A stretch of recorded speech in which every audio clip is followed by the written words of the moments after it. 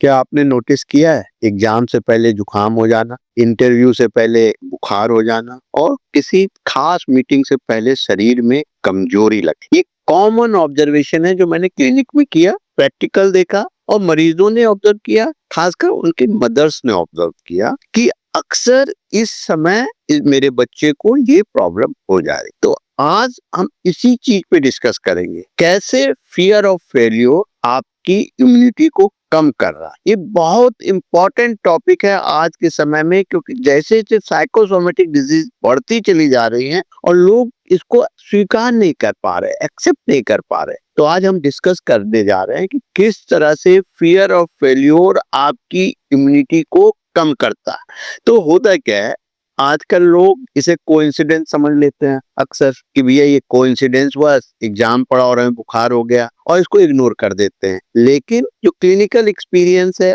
और जो प्रैक्टिकल देखा गया है, मरीजों में देखा गया है, ये एक सेट पैटर्न बन जाता है धीरे धीरे, और ये कुछ और इंडिकेशन देना शुरू करता है। और ये सिर्फ एक इत्तेफाक नहीं होता, एक कोइंसिडेंस नहीं होता, बल्कि आपकी बॉडी का एक बहुत बड़ा बॉडी सिग्नल होता है। अब हम इसको साइंस के थ्रू समझने की कोशिश करेंगे, कैसे फियर ऑफ फेल्योर, स्ट्रेस और इम्यूनिटी हमारे माइंड बॉडी एक्सिस के जरिए एक दूसरे से जुड़े हुए। वीडियो को एंड तक देखिए, क्योंकि आज आप समझेंगे कि स्ट्रॉन्ग इम्यूनिटी सिर्फ अच्छी डाइट और लाइफ स्टाइल से ही नहीं, बल्कि एक फियरलेस माइंडसेट से भी बनता है। ये जी हाँ दोस्तों, एक फियरलेस माइंडसेट भी आपकी इम्यूनिटी को मजबूत करता है। क्योंकि बहुत सारे ऐसे मरीज हैं, यंग पेशेंट आते हैं जो कहते हैं मैं जिम जाता हूँ, डाइट लेता हूँ, सब कुछ करता हूँ, फिर भी हमें सर्दी जुकाम क्यों हो रहा है, हमें बुखार क्यों हो जा रहा है। तो उसके पीछे ये छुपा हुआ हिडन एक इंसिडेंस है, एक प्रॉब्लम है, जिसको आज हम लोग आइडेंटिफाई कर रहे हैं।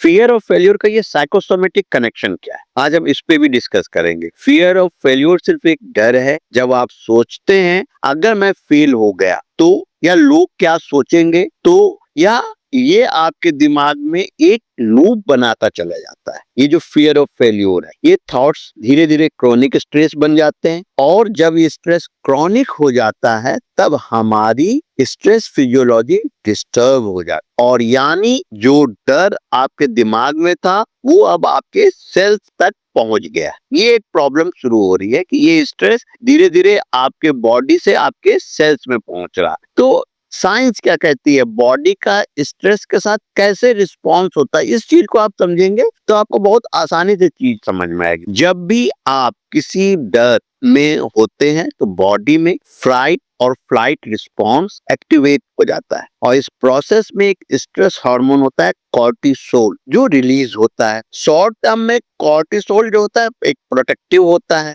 लेकिन जब फियर रोज रोज के का साथी बन जाए तो ये कॉर्टिसोल कंटिन्यूसली हाई बना रहता है, हमेशा ऊपर रहता है। व्हाइट ब्लड सेल जो हमारी बॉडी के इम्यून सोल्जर्स होते हैं वो स्लो हो जाती हैं, और नेचुरल किलर सेल्स जो होते हैं वो वीक हो जाते हैं। तो रिसर्च यहाँ पे हमें बताती है कि क्रोनिक स्ट्रेस आपके इम्यून रिस्पॉन्स को सप्रेस कर देता है, और सिंपल शब्दों में आपकी बॉडी का वायरस से लड़ने की क्षमता कम हो जाती है। तो ये बायोलॉजिकल चेन, इसका डर का बीमारी से क्या रिलेशन है, अब इसको भी आप समझें। जब इम्यूनिटी इस लेवल पर वीक होती है तब कॉमन कोल्ड बार बार होता है और रिकवरी स्लो हो जाती है। स्टूडेंट्स एग्जाम के दौरान क्यों बीमार पड़ते हैं, या ऑफिस एम्प्लॉयर्स डेडलाइंस के टाइम सिक लीव क्यों लेते हैं, ये कोई कोइंसिडेंस नहीं है, ये एक क्लियर बायोलॉजिकल चेन है। क्या चेन है, फियर,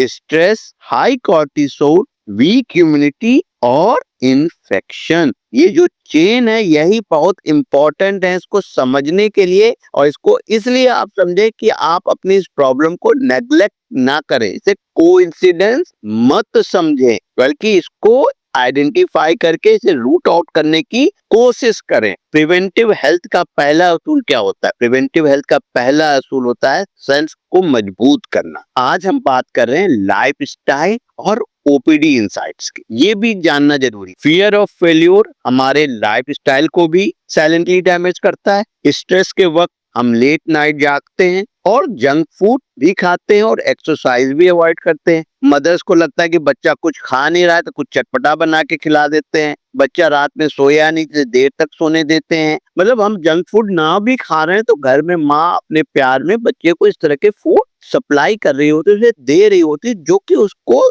दिक्कत कर रहा होता है। इस साइकिल को तोड़ने के लिए हमें एक नॉन ड्रग वेलनेस और होम्योपैथी पर्सपेक्टिव की जरूरत है। होम्योपैथी पर्सपेक्टिव की क्यों जरूरत है? क्योंकि होम्योपैथी हमेशा treat the patient not the disease, हमेशा कॉज को आइडेंटिफाई करता है, जो दिमाग और बॉडी के बैलेंस को हीलिंग के कोर को मानता है कि दिमाग और बॉडी का बैलेंस जो है वो हीलिंग का कोर है। ये होम्योपैथी का बेसिक कॉन्सेप्ट है।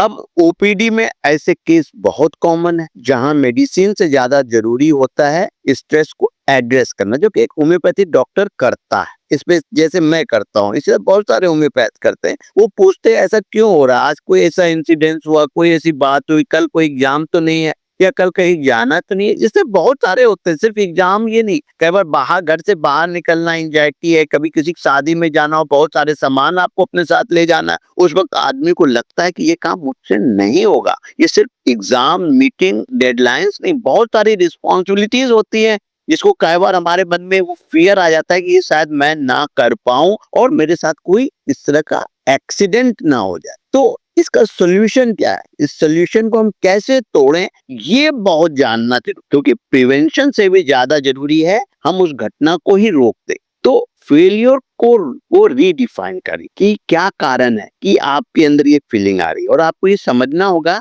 फेलियर एक एंड नहीं है, ये एक फीडबैक है। सेकेंड चीज, डीप ब्रीदिंग। ये एक ऐसी एक्सरसाइज है जो आपको हर डॉक्टर बताता है, हर कोई बताता है, लेकिन आप इसे अवॉइड करते हैं। रोज 10 minute slow breathing cortisol level को नेचुरली कम करता है। इस बात को बहुत ध्यान से आप याद रखिए। बहुत सस्ता है, कहीं जाने की जरूरत नहीं, घर बैठे होता है। थोड़ा सा कोशिश कीजिए, बहुत अंतर मिलता है। सदियों से यूज है, चाहे इंग्लिश मेडिसिन जाए, चाहे हिंदी मेडिसिन जाए, चाहे आप यूरोपियन साइंस पढ़े या यूएसए की साइंस पढ़े या इंडियन साइंस मेडिकल साइंस पढ़े, सब जगह डीप ब्रीदिंग एक्सरसाइज की वैल्यू बताई गई है। पेपर कोई भी हो, ये एक बहुत वैल्यूबल एडवाइस हर मरीज को मिलती है और इसको फॉलो करना चाहिए। तीसरी चीज, प्रॉपर स्लीप, जो इंडिया में बच्चों को शुरू से ही बताया जाता है।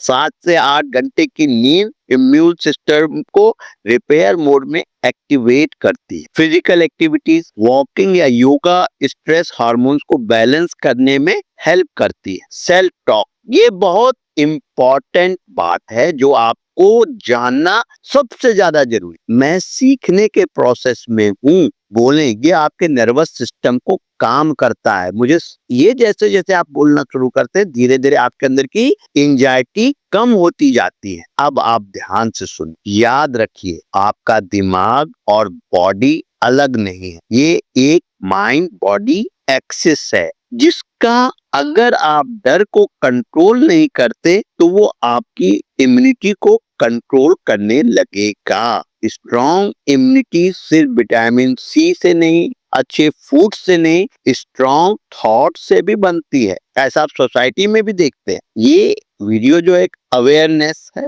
और प्रिवेंटिव हेल्थ के लिए है। किसी भी मेडिकल कंडीशन या डायग्नोसिस या ट्रीटमेंट को ये रिप्लेसमेंट नहीं करता है, लेकिन इस एडवाइस को मानना बहुत जरूरी है। अगर आपको ये वीडियो हेल्पफुल लगा है तो ये लाइक करें और उनके साथ शेयर करें जो अक्सर स्ट्रेस की वजह से, डर की वजह से अपने लाइफ की इंपॉर्टेंट मीटिंग्स को अवॉइड करते हैं या बीमार पड़ जाते हैं या एग्जाम को मीटिंग अवॉइड करते हैं, जिनकी वजह से उनकी लाइफ की ग्रो रुक जाती है या उनको कमजोरी फील होने लगती है। धन्यवाद दोस्त।